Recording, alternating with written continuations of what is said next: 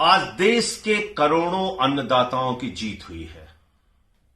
अन्नदाताओं की आंदोलन की बदौलत, लंबे संघर्ष की बदौलत, उनकी शहादत और कुर्बानी की बदौलत नरेंद्र मोदी जी की अहंकारी और तानाशाह सरकार को झुकना पड़ा और तीनों काला कानून वापस लेना पड़ा।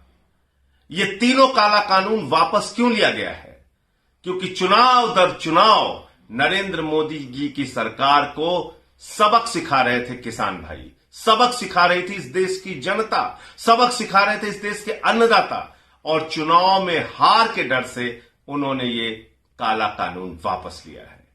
मैं पूछना चाहता हूं नरेंद्र मोदी जी से, आप किस बात का इंतजार कर रहे थे? किसान भाइयों को आतंकवादी कहा गया, खालिस्तानी कहा गया, मवाली कहा गया, उनके सामने तार बिछाए गए और दुश्मन देश के नागरिक की तरह उनसे व्यवहार किया गया, उनको इस देश का दुश्मन बताया गया।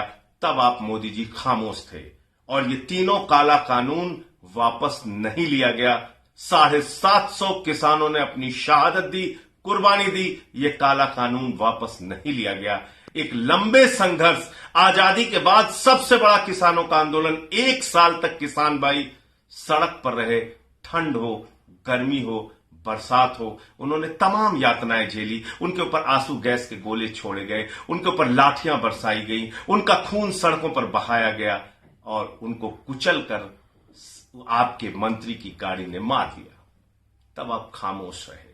आज चुनाव के डर से, चुनाव में हार के डर से आपने तीनों काला कानून वापस लिया है। नरेंद्र मोदी जी, ये देश का अन्नदाता भी समझ रहा है, देश का किसान भी समझ रहा है। सड़क से संसद तक आम आदमी पार्टी किसान भाइयों के साथ थी, है और रहेगी। जब ये काला कानून संसद में आया था, उस वक्त मुझे मार्शल से घसीट कर संसद से बाहर किया गया था, मुझे निलंबित भी किया गया था। हमारे साथी सांसद आम आदमी पार्टी के जो थे, उनको भी निलंबित किया गया था, विपक्ष के सांसदों को अपमानित किया गया था। लेकिन हमारी एक ही आवाज थी, ये काला कानून वापस लो। ये काला कानून इस देश में लागू नहीं होना चाहिए।